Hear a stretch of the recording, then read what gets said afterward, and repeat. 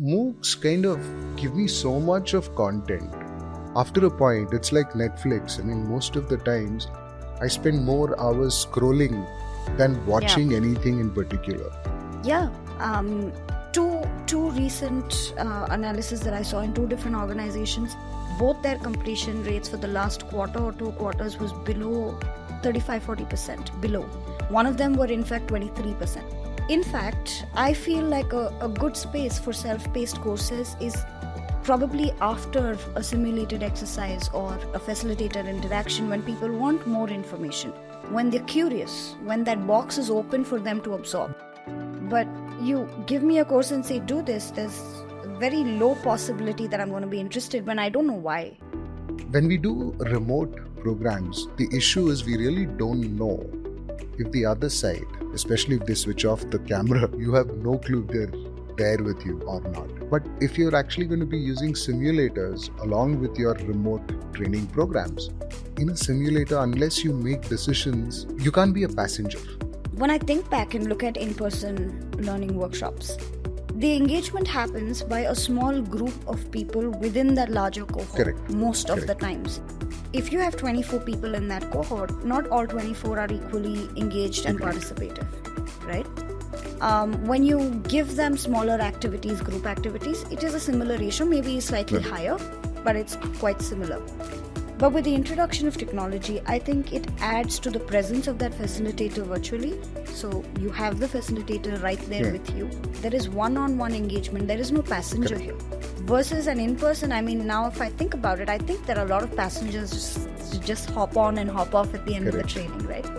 So that transition from traditional conventional methods to be able to embrace the technology that shows up in front of us daily like this, I think it's an important part of any L&D professional's life right now.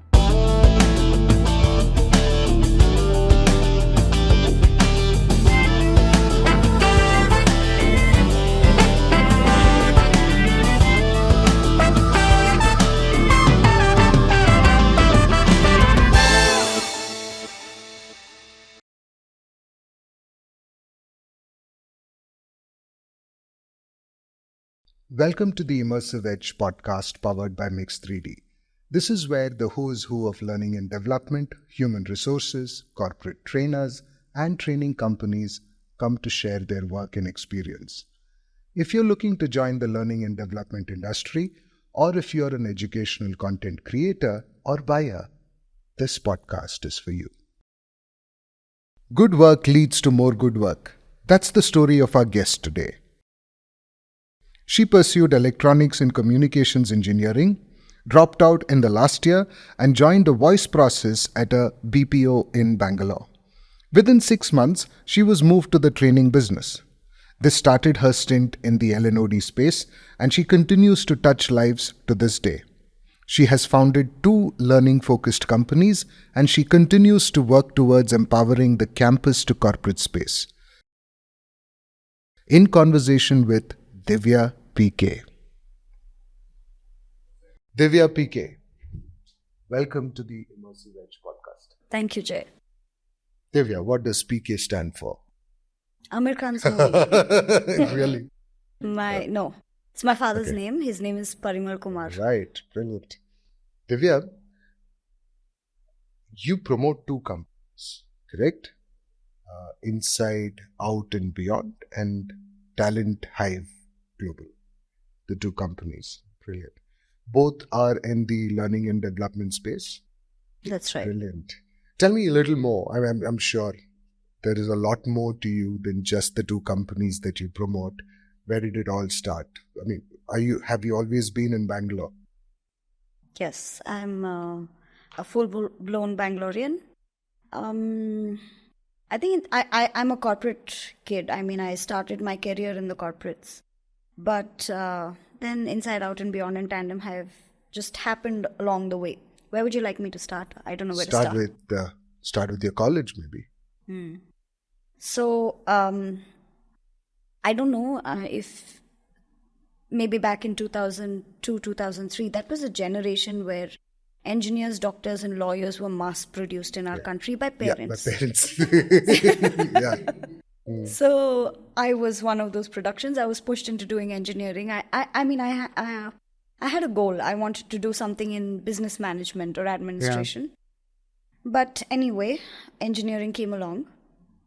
I was quite good. I did quite well. Engineering in what? But Computer science? in electronics and communication. Right. Yeah, but then I couldn't see myself fixing breadboards and circuits and managing traffic lights. That was really not doing it for me at all. So, me being me back then, I was quite rebellious. So I said, that's it, and I quit. And I started, and obviously I had to fend for myself thereafter. So I started doing small odd jobs, trying to figure out what to do, before which I landed my job at Aditya Birla Minax in 2008, I guess. So that was my first corporate job, a full-fledged, proper corporate job. So, I must say I've been lucky to have fantastic mentors and opportunities just come my way right from the beginning, and that was the beginning. So in about 6 months, I was a call-taking associate. I was servicing a US bank. And I just loved my job. I was really pissed with my parents. So I had kind of withdrawn. I didn't want to talk to anybody. So that was like my escape space. I'd go chat up with these guys, never talk to them again. So it was amazing. So in about 6 months, there was an internal requirement for a trainer. So my TL back then came and she said, why don't you apply? And I was on a call when that happened. So I went on mute and I said, no chance. And I unmuted myself and I continued to speak. As luck would have it, the VP of that program was logged in next to me. He was sitting there because the program was downsizing and his cabin was taken away. So that was the corner aisle. Not the aisle. At the corner of the aisle. Those corner. Yeah. So he was there and then he said, log off. And then he said, if you don't go for the interview now, just don't come back to work from tomorrow. Never mind. I'm like, dude. So that's how I went in for that interview the first time. So you're an accidental... Total accident. Accidental trainer. Yeah. So I went in there. I was just playing the fool, honestly. I was having fun. Everybody was seriously preparing and trying to find a system with internet so that they could research. But I said, I'm going to wing it and I'm going to have fun while winging it. So I drew clouds and stuff on charts that I had to explain with. Somehow they liked it. And that was my entry into training. Was it product training, the first thing that you did? Not really. So I started with the English language because that was a big need. So I started as a language trainer.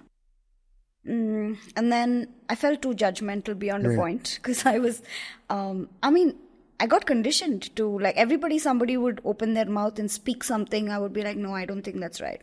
I think you're a bee. Don't blame yourself for it. I think every doctor whom you meet looks at you and probably looks at a few symptoms.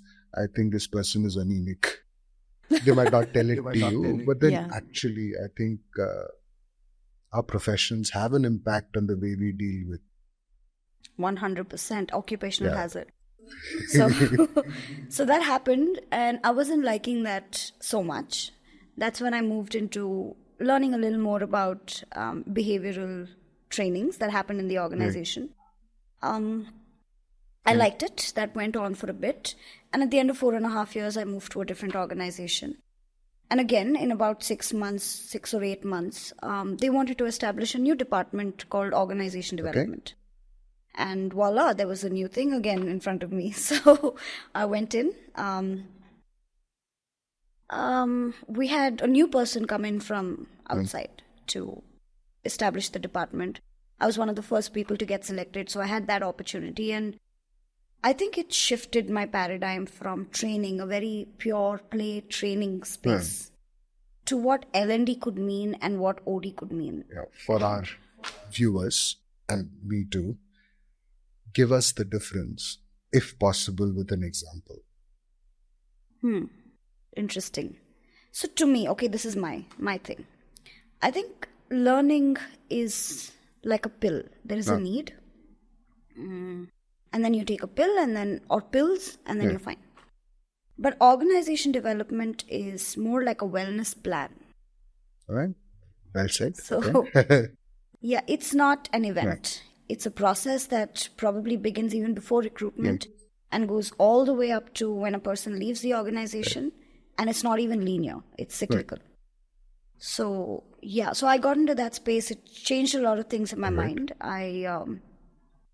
Also, at this point, I was not very happy with the kind of education I've had all my life. You were an engineer. So I invest. Yeah, but it doesn't count for anything that I'm doing right now. Yeah, I think that's not just your case. It's, Yeah. it's a global problem. So I had to mitigate the risks that come along with that decision. So I went in and did my coaching certification. I did my practitioners in NLP, neuro-linguistic programming as well. And a couple of other courses that would enable me in this space of learning and development and organization development. So, and then it was 2018 already. All right. And then, so I realized one limitation that the corporate had for me personally. I realized that year on year, I was working with similar accounts, the same target audience, the same kind of programs, the same kind of initiatives. Yeah, of course, they're not exactly the same, but the audience is pretty much the same. And our customers were pretty much the same.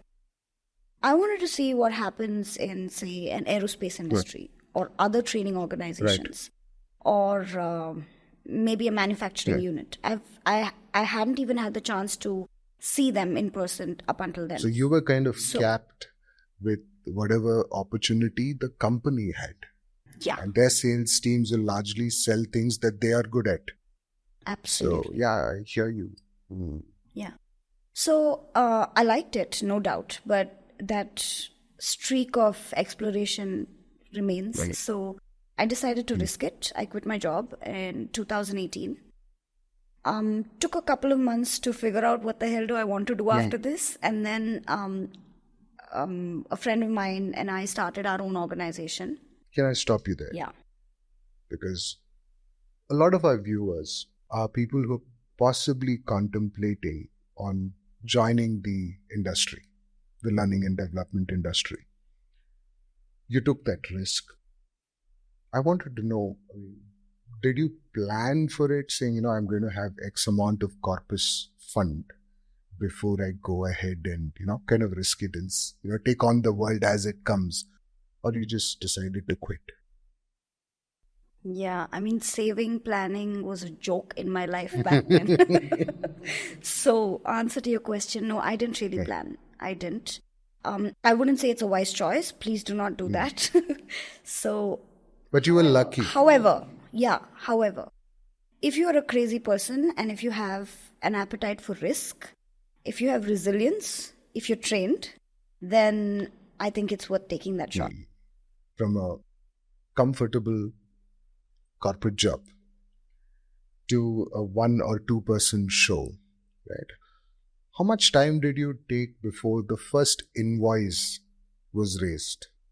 Oh, wow. I don't know. This is a bittersweet moment. It took us about 45 days, but... That's brilliant. It is. It was good, but 45 days was a long wait when you don't have a salary coming in that month. Agreed. So, yeah. 45 days since you started your business, you were able to raise an invoice, right? Yeah. So, and you can say no to this, but were you able to, in the first year of business, able to do more than your CTC when you left the corporate job? Absolutely not. Not even in the third year. Yeah. And I'd say that because I think learning and development is one of the first budgets that gets cut when an organization is going through any change or challenge. So over the first 3 years, there were chunks of time when there was a lot of business that was happening, and also training is seasonal in many organizations. Yeah. Right? Different types of initiatives. So there were chunks of money coming in or not at all. Yeah. And, in India at least. So we started, looking outside India after we were hit by this. So we have a thumb rule in training in India. Once Lord Ganesh comes, Vinayak Chaturthi, it flags off All training. all the, that's the festive season, right? Until Jan 14th, and add another 2 more days, right? Until Pongal. You have a festival almost every 20 days, right? And you will notice programs in October, November, December, the calendar year, the last quarter of the calendar year, will have the highest number of cancellations. Yep. People would have planned their yearly, calendars, but then People forget about work during that period.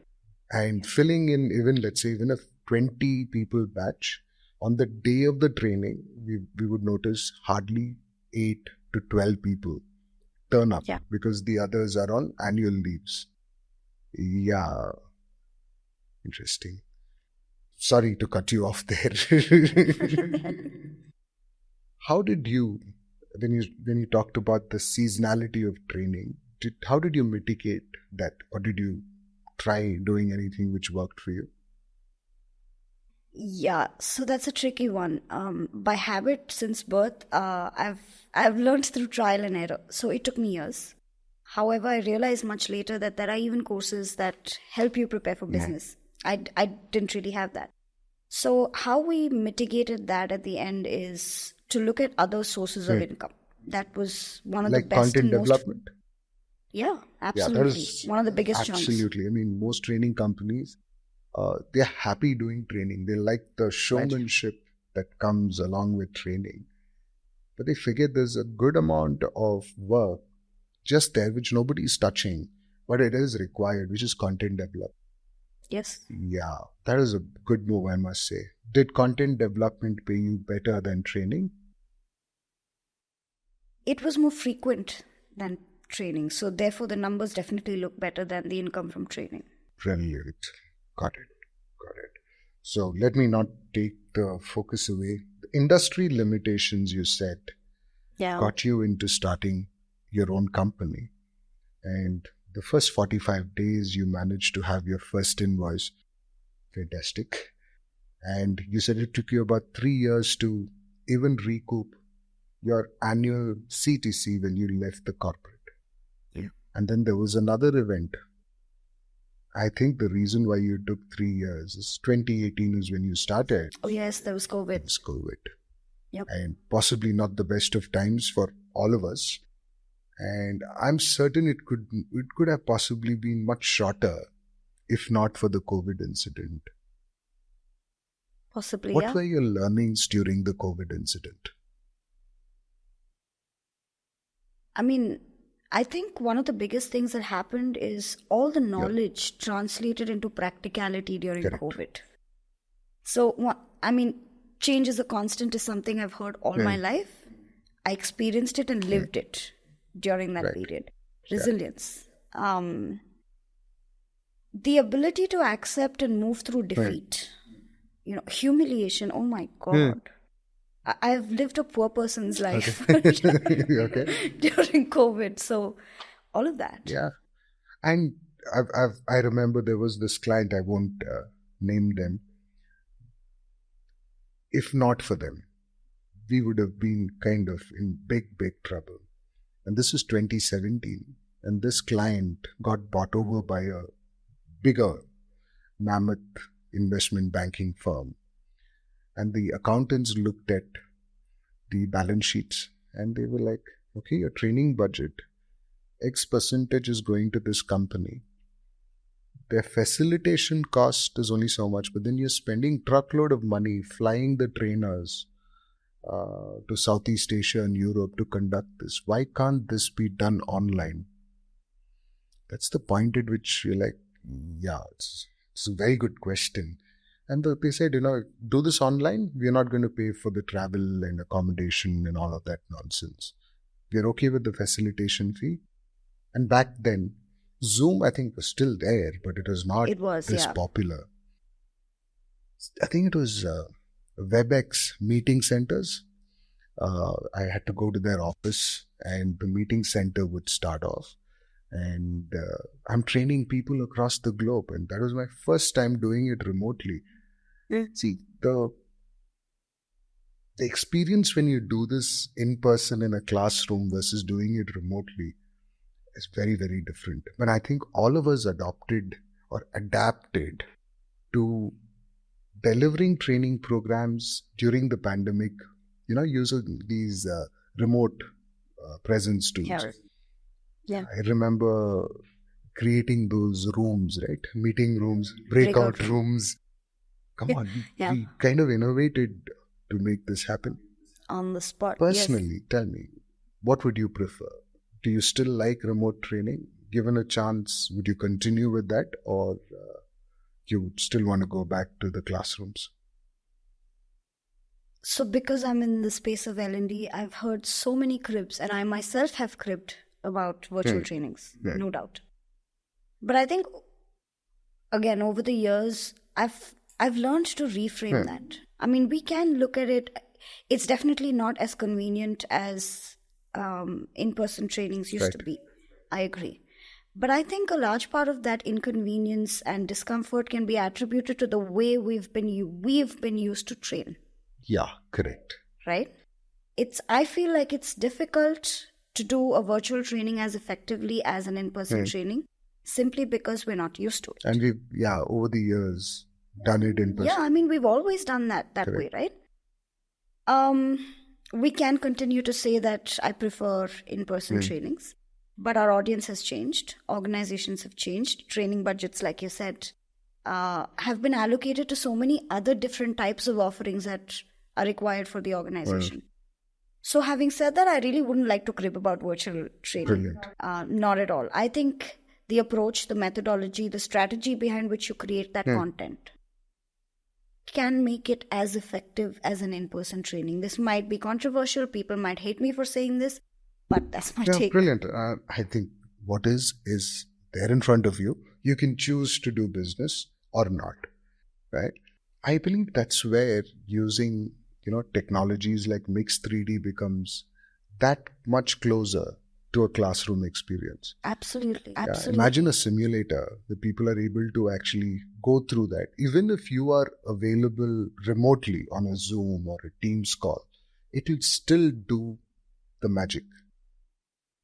When we do remote programs, the issue is we really don't know if the other side, especially if they switch off the camera, you have no clue if they're there with you or not. Yeah. But if you're actually going to be using simulators along with your remote training programs, in a simulator, unless you make decisions, you can't be a passenger. Yeah. Right? So you can engage them, but which we could have done it aram se, if we were to do this in a classroom. We know who's with you, who's not. Body language gives things away, and you can go stand next to the person, get him back on your side. But I think, I hear you. I don't think we must take sides. Yeah, I mean, I'm not going to take sides anymore. Yeah. But I have my favorite, but I do too. But Jay, what you were saying just now about how engaging an in-person workshop can be versus somebody being in a virtual environment, and the role of simulators and AR/VR technology right now in the learning space, right?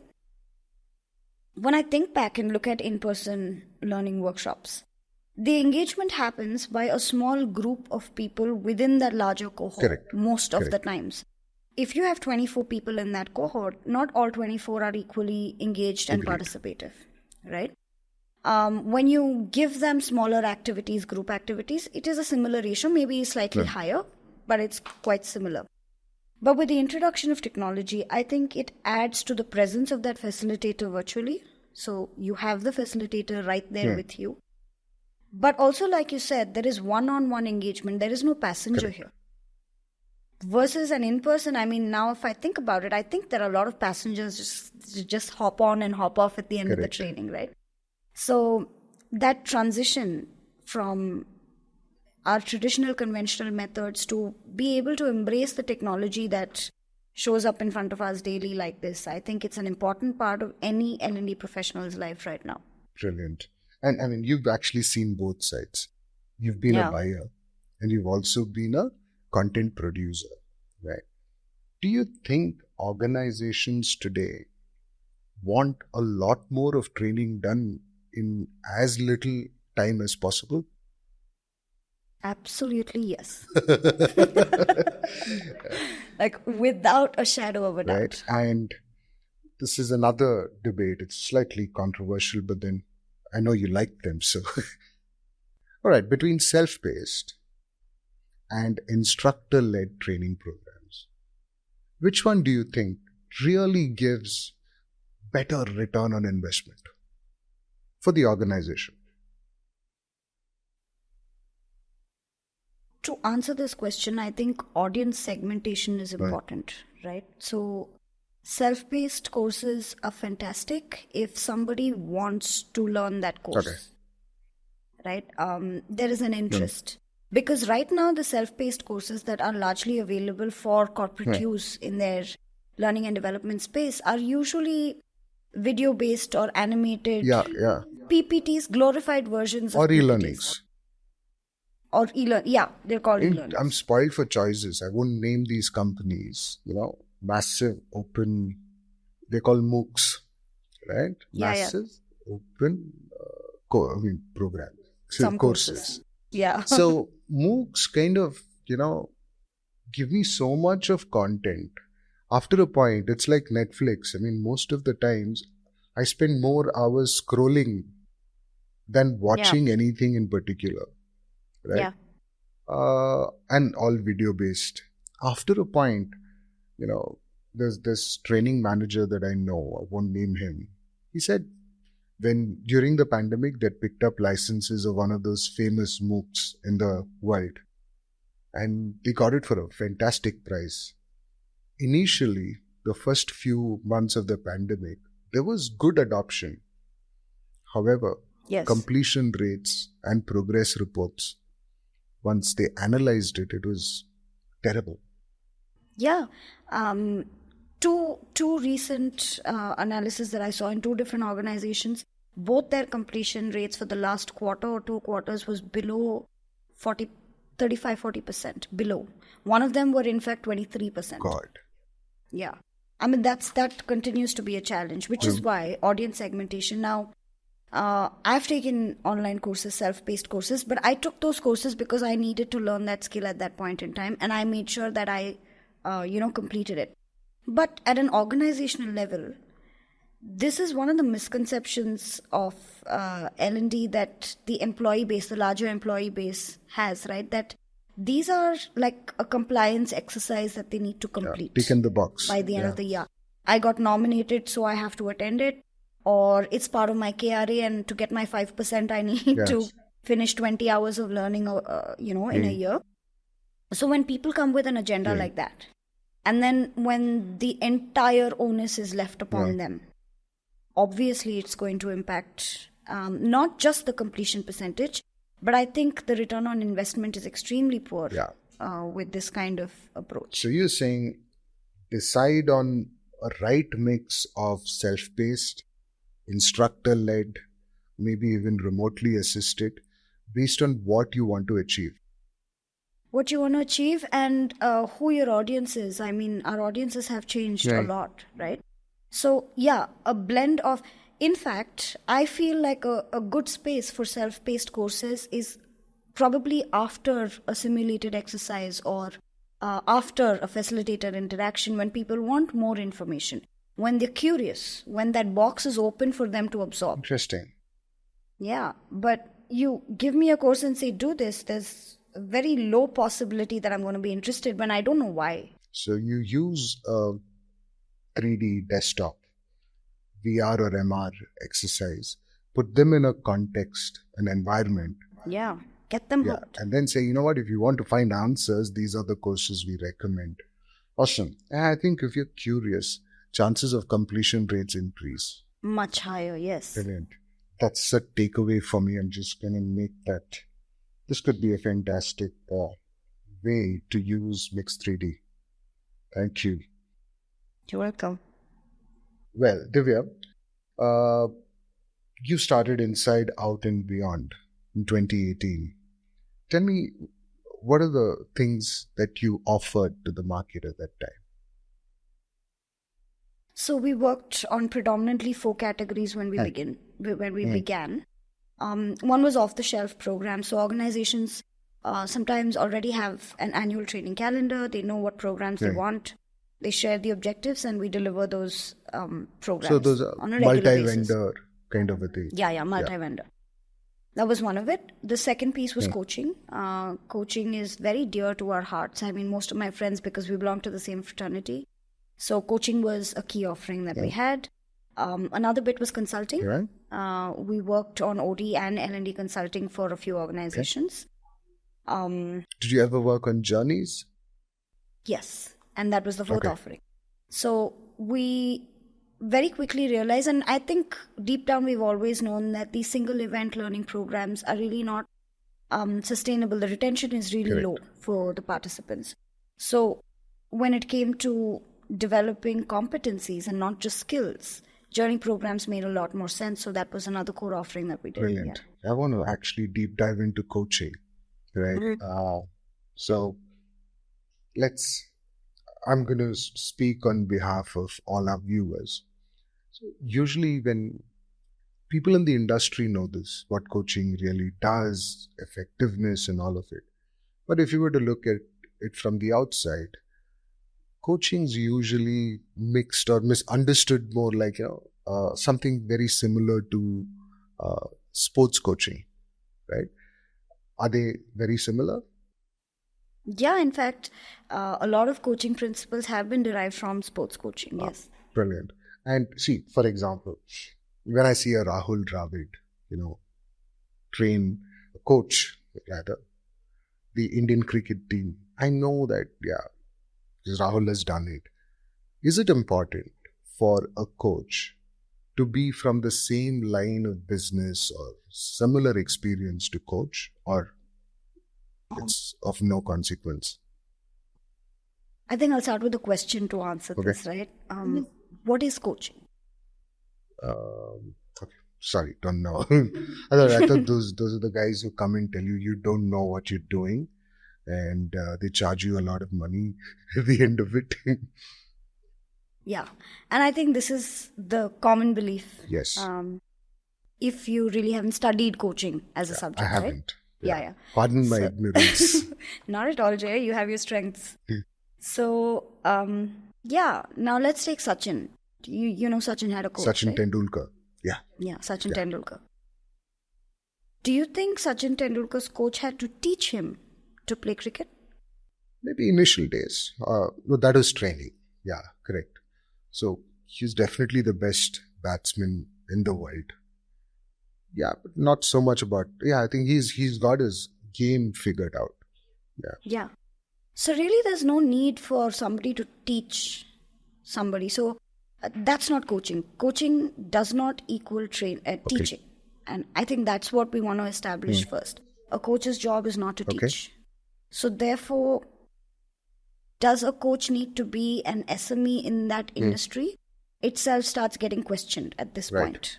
Now let's go one level deeper. So then what does the coach do? Right? Why does Sachin need a coach? Or why does any great player, Nadal has a coach, Djokovic has a coach, everybody has a coach. Why? The coach's job is to help the person move from where they currently are to where they want to be, not to where the coach wants to be. And I guess the only person who has the answers as to how to get there, what they need to do to get there, where am I stuck? All of these questions and answers lies only with one person, and that person is self. Nobody else can answer that question for us. Nobody. People can give us perspectives maybe, but I don't think anybody can give us solutions that will work in our lives. And a coach's job is to help that wisdom and that perspective and that final solution to come out of the person. And all of this is facilitated through intelligent questioning. Just asking questions. A coach doesn't tell. Never. Now, on the other hand, Andrew Agassi, he wrote a book, and he brings up this example in that book, right? So there was this one year that the American team was in the Davis Cup, and they had to travel to play. And right at the time of travel, the current coach of that team couldn't travel. Something happened and he couldn't travel with the team. So they decided to replace the coach with a new one. And because it was also last moment, really, there was no time for questions. So they just went with the idea. Now the new coach traveled, the team traveled, they played the various games, and that year they won the Davis Cup. And at the end of all of this, it was revealed that this new coach that was hired, he didn't even know about tennis. He was an ice hockey coach. Wow. Okay. Yeah. So to answer that question with an anecdote, it really doesn't need subject matter expertise. I think the key qualifications of a coach is to be able to ask intelligent, coaching-oriented questions, be able to facilitate the realization of the wisdom that comes from each person, for which a non-judgmental environment is super, super important. Now, Got it. Unfortunately, judgment is hardwired. Right. Telling is more hardwired than asking. Right. Which is why there are various brilliant places that offer coaching certifications. And brilliant. Yeah. Tell me more. Mm-hmm. If I were to decide to take coaching as a career, how big is the market? How much do you think I can charge per hour? What is the market rates? Are there segments in coaching? Okay. Yeah. So, first of all, coaching is an overly abused word right now. Yeah. I mean, one of the qualifications for coaching is senior position in large organizations. Oh, yeah, I've heard apparently. That. So, if you're a VP and if you're above 50s, then you qualify already, to be a coach. Nothing matters. And if you know how to play golf, it's added advantage. Yeah. Coaching on the course. Yeah, absolutely. So, I mean, they make brilliant mentors, no doubt. But coaching isn't mentoring, and coaching isn't training. Coaching is coaching. Right. So, coaching is lucrative. Coaching is exponentially scaling because people are seeing the effectiveness. I mean, I've worked on several projects with multiple organizations on building a coaching culture within the organization, as in where leaders start asking a lot more questions in a non-judgmental and non-threatening way to improve performance versus telling them what they did wrong and what they need to do next. Because the possible solution is with the person who's doing the work and probably not the leader. So anyway, coaching culture is evolving. Mental wellness and well-being is another space that people are really thinking about deeply these days. And coaching is playing a very important part because everybody doesn't need therapy or counseling, right? But everybody definitely needs a space to open up and speak vulnerably without the fear of judgment, so that they're able to get themselves unstuck from wherever they are or become better in whatever they're doing. So this awareness and realization is increasing globally. Again, with the introduction of technology and virtual platforms, the scalability is across the globe right now in terms of the audience. Yeah. So, and in terms of how much can you make? I think when people start off as junior coaches, like just begin, it can start from even $1,000 an hour, which is not a bad deal if you look at it. $1,000 an hour, but executive coaching goes all the way up to $50,000, $75,000 an hour, starting from $20,000. So the right certifications, the right coaching education. I think people see you as a good coach, and then you make your money. Interesting. Wow. So I see that that's executive coaching, which is lucrative, but then you definitely have to start somewhere, build your, kind of your portfolio. Yeah. Is there elements of performance-based coaching that happens? Like Absolutely. It does? Yes. So like you said, are there categories in coaching? Right. Yes. Coaching as a principle is the same. The base is the same, but it can be applied in multiple contexts. Performance is one of them, just like sports is another one. So going back to Sachin's example, in all probability, the coach wasn't telling Sachin what to do or how to bat or the mistake he made. it's been seen that these guys are asked to watch their videos again of the game, asked to identify what they think went well and what they think went wrong, and come up with their own solutions, facilitated by the coach's questioning. And that's the role that coaching plays in Sachin's life.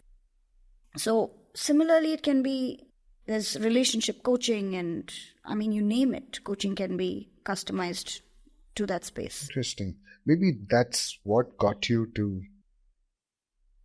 Tandem Hive Global, right? You've been building a product in the campus to corporate space called Uncat.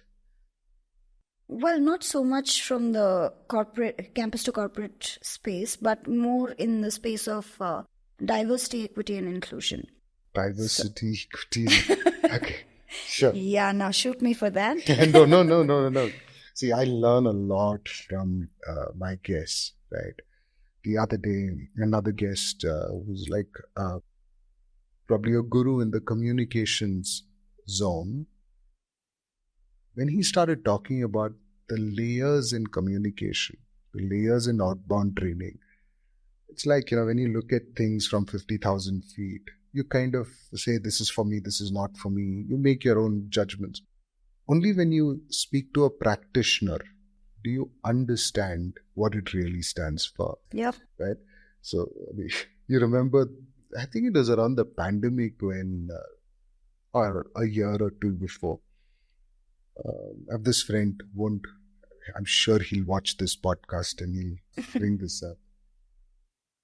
He changed his pronouns, and there were no pronouns earlier on LinkedIn, right? So his name followed by his, him, and something. Yeah. Who would do that? And I started seeing within a week's time, a lot of my clients, they've just added their own pronouns and all of that. Yeah. So I met him at the Big Brewski, and I was like, met the guy, used his name, and I said, His Highness Abdullah. He didn't catch it. But then he said, okay, what's with the pronouns? I thought it was a total American, woke concept. And that's when he said, dude, I went through this course, a training program, full day about diversity, equity, and inclusion. Okay, fine. I really did not understand what it is. See, let me tell you, diversity I run a small company, right? Largely a tech firm. So the initial days, forget diversity. It was all about all of us working. Get the work done. Yes, and we would work until late nights and then probably have a beer. And it was a small group and we worked like that. At some point, we figured out that, this kind of, culture is not helping us. We would have a lot of absenteeism the following day. We didn't, for a good part of our existence, we didn't have an attendance tracker. The most basic thing. That's why I need a woman in the team. Yeah, then we said, you know what, we're going to hire a HR person.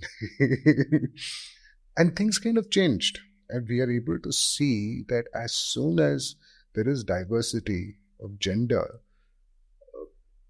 the organization, the way things happen at the office, all of it changes. Yeah. And I'm able to see the benefits of it in the last 18 odd months. So I'm certain there is a lot more depth into diversity, equity, and inclusion. If you can, tell us, can we deep dive a little bit on these subjects? Let's start with diversity. And why is it important? Why is everybody talking about it? But are they just talking, or is there something being done in the real world? What do you think? So there's both of it happening, talking and doing. But let's look at what is this doing that's really effective, right? And we'll derive from your example. You said when you brought in a female HR, things changed. And I know you brought in other female employees as well for other roles, and they had their unique pieces of addition to the team. Now imagine you just thought of diversity in terms of gender and you call that out, gender diversity. But is that all there is to diversity? Is it just gender? Tell me more. To me, I think that's all I know. Yeah, and I think that is something that is prevalent. Many people, I mean, the moment we speak about diversity, gender is one of the first things that come to our mind. But would you agree, Jay, that the way you think and the way I think are absolutely different and unique? Absolutely, yes. Right. Our upbringing, our skills, what we bring with us, our weaknesses. So, is there a chance that there is diversity even between the two of us in the way we think? Yeah, correct. In the way we function and behave? So, I think diversity starts there at a very fundamental and visceral level as human beings, because we're not the same, we're unique. And these three words, right? I mean, this is one version of what it's called in the industry right now, but we'll stick to this. They're all interlinked. I mean, there is diversity in every single person's way of thinking, speaking, functioning, demographically, the regions that we come from, the schools that we've studied in. And everybody has a very critical part to play in the success of any organization, be it a team or a family or an organization. So I think, to me, diversity, inclusion, and equity is about being able to see the differences in all forms and not just gender. Got it. And being able to facilitate conversations and a culture of being able to accept these differences, to be able to work in tandem with each other. Because I think we're all biased towards what we already know, just like in the case of, virtual training and in-person, right? We like it. We know that. So if I'm from a certain space and this is how I think and this is what I learned, I'm probably stuck to believing that this is how it is. And if you speak my language, then you're awesome. Right. But now, if there is a person bringing a whole new perspective that I've never heard, wants to change something over, in organizations, this is a major challenge. Dissent, disagreements. While we say that we encourage it, in those team meetings in the room at the grassroots level, it's not happening. So I feel like you said, is there talking happening or doing happening? Where there's talking happening, all of us are aware of it. But when you go into that meeting room, you will not see inclusion of diversity. When you look at the IGP processes, there is no inclusion of diversity. But on the other hand, people are becoming more and more aware. At least we're talking about it. So, can there be some amount of misuse of all this as well? Yeah, I think so. I mean, this is a very personal view. I don't understand the gender thing that's happening right now, honestly. Okay, I understand the biological bits to some extent, but I feel like it's being exaggerated. I feel it's my personal view again. So, can it be misused? People do take it to extremes and go really berserk, and I'm seeing that they're having fights because of this. Even more, So, I think there's some country or some organization where it is a mandate to the HR team and that you need to have X percentage of people from a particular community. It's beyond the gender now. It's gone. There were some 72 different, communities. yeah. One called fluid, I think. The other was you address the person as them. I forgot what is that called. I think there are people who call themselves binary. Okay. Yeah. So there's 72 plus different. And now the HR team now is not looking for talent. Now they're first going to filter. Looking for They're communities. looking for communities. And that Yeah. representation. Now talent is taking a back seat. It's about how you identify, and then there is this HR policy saying, I have to first look for this particular person from this community and then look for talent. I think it's unnecessary pressure. Maybe if we expand our view of the word diversity itself, it would help because, again, it's just gender all the time, right? What is the diversity in the skill set that we're looking at? What is the diversity in the experience that we're looking at? There are so many psychometric tools that talk about various personalities. I'll give you an example, okay? From what I know you are probably a person who has everything organized and structured and planned. You have a to-do list. you probably are never unprepared. Right? Now, this is a very strong personality trait of this category called conscientious, according to one categorization in the Big Five classification, right? On the other hand, there are other people who fall under different classification. These guys are more like the visionaries, right? You probably have a streak of that as well. And not all of us have the same. I mean, we don't work out of one personality type. We work out of a range, but predominantly that's you. These other guys, they're visionaries. They think blue sky ideas. They are fantastic at thinking out of the box. They are the ones who create brilliant plans and strategies. They take risks. They experiment. Now, having said that, the second category that I spoke about are usually distracted, right? They are forgetful. They find it really hard to bring things to closure. That's not their forte. But your personality type that we just spoke about, you guys need to get things done. If not, it's going to drive you nuts. Now imagine if a team composition was all of you, you won't have new ideas. Yeah. If it was all of the second type, you're not going to have any completion. So there is a diversity of personalities that needs to be brought into a team to be able to make that a high-performing team. Similarly, our leadership styles are different. Our subordinate styles are different.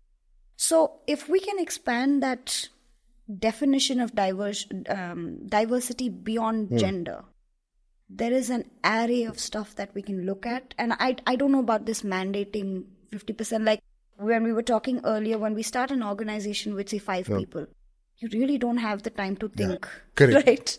Yeah.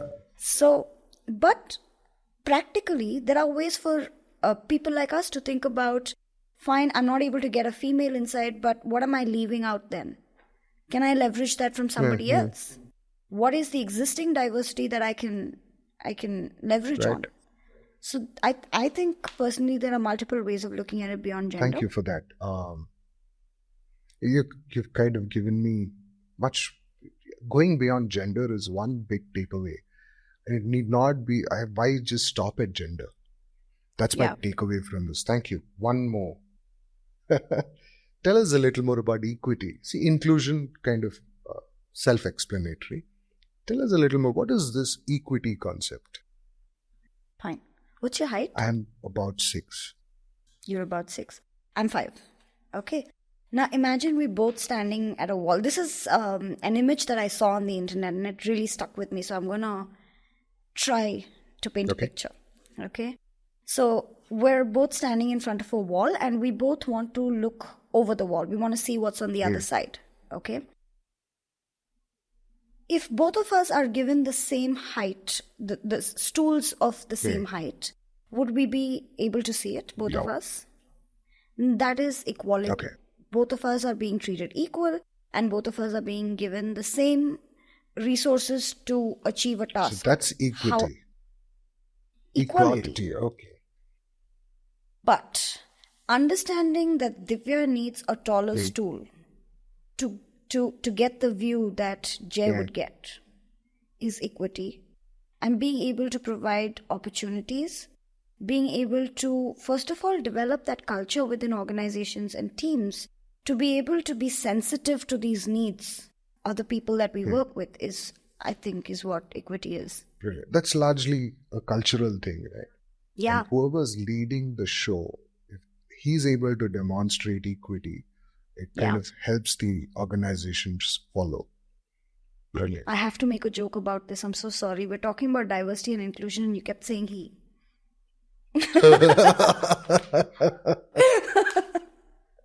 Gotcha. Fist palm. Okay.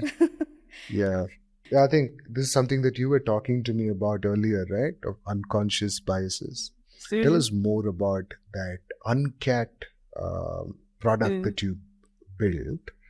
It's about, 18 unconscious? 18 unconscious, yeah. 18 unconscious biases that all of us kind of live with and we don't know about it. That's why unconscious, yeah. Tell us a little more about where are you planning to use this? What's the purpose? And how do you think it's going to have an impact in the real world? So, diversity, equity, and inclusion is on the agenda item of almost all corporates in the last few years. It's not a recent addition.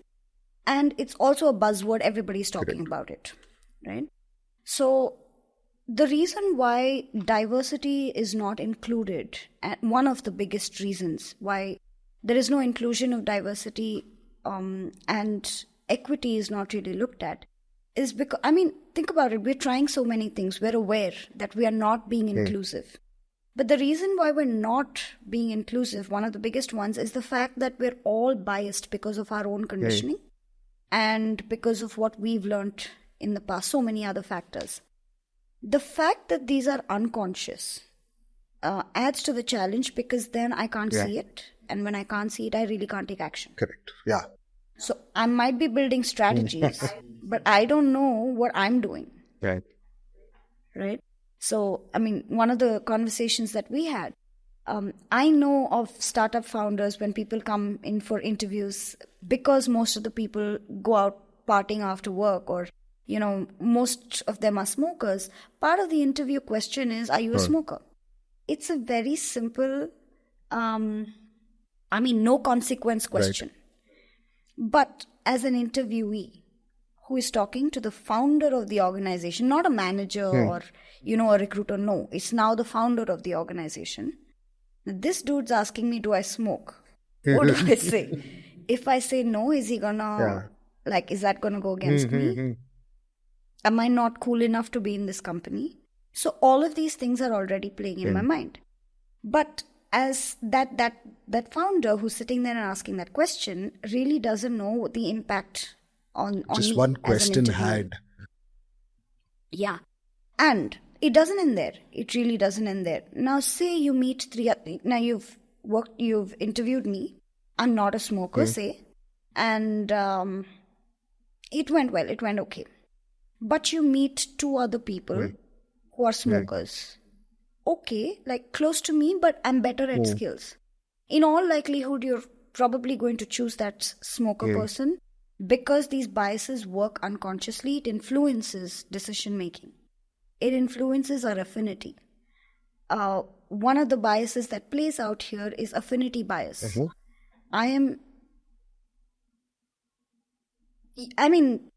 When you started, Jay, when you started your own business, did you have people who thought just like you and behaved just like you to associate with? Yeah, I guess so. That's our natural go-to, right? In fact, networking skills classes, I think that's the first thing that they say. Find common ground. See what you can talk in common about. Commonality builds a lot of inbreeding. Organizations struggle with the same kind of people because these biases play out, and I'm more likely to work with only this set of people. And I'm not even aware of it. So no matter what D&I strategy the organization has, when I'm speaking in reality with that person, I'm already, working out of biases. Right. So coming to UNCAT, we identified about 18 biases that affect our decision-making, influencing, and communication skills, interpersonal skills. And we worked to develop a psychometric tool. It's called UNCAT. It's called Unconscious Conditioning Assessment Tool.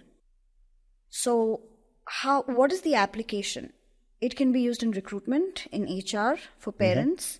It is infinitely scalable, because I feel like in every area of our life, we are biased. And without biases, we can't survive. It's required. Unfortunately, some of these biases affect us adversely. And this assessment will help us become aware. Got it. And is there any international product in the same zone?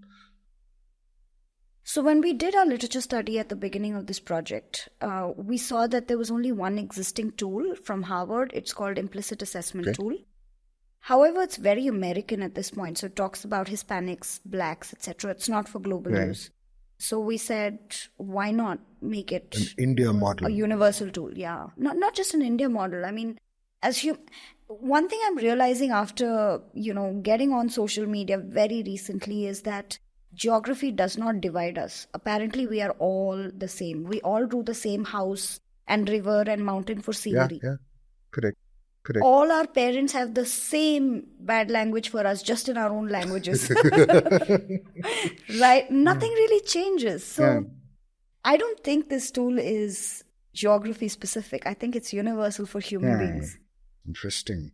You know what? On behalf of everyone at mix3d, we'd invite you to accept our community license. I'd like you to build Uncat, the 3D desktop, VR and MR version with us. Beautiful. Thank you, Jay. I'd love to explore that. Perfect. We'll give you a tour of the product soon after the podcast. Yep. Brilliant. So, summing up your journey from the first time you were, I would say, accidentally thrown into training, to doing product, to behavioral, to moving on to coaching, and now building products. Which do you like building product? Do I like building products? Yeah. It's a new journey, but it's an exciting journey. It's something that I've never done before. I'm loving it. Yes. I like people who like products. The reason being, the thing with services is about the scaling. Scaling and the tangibility factor, right? So one of the biggest challenges we face in the service space of L&D is that, you taught them presentation skills or assertive communication skills. Give me numbers. Like, how do you get numbers? Unless you really establish a measurement metric, which doesn't happen in most cases. So the tangibility bit goes amiss in the services bit. In products, you can quantify it. Yep. Right. And also the scalability. Yeah. And also you can have additional line items in your invoices. Oh, yes. Going beyond services. And I wish both your organizations the best of luck. I hope you start building more and more products, and with mix3d. Yes, thank you. Thank you so much, Divya. It was a pleasure speaking with you. Please speaking to you too, Jay. Thank you. Bye-bye. Bye-bye.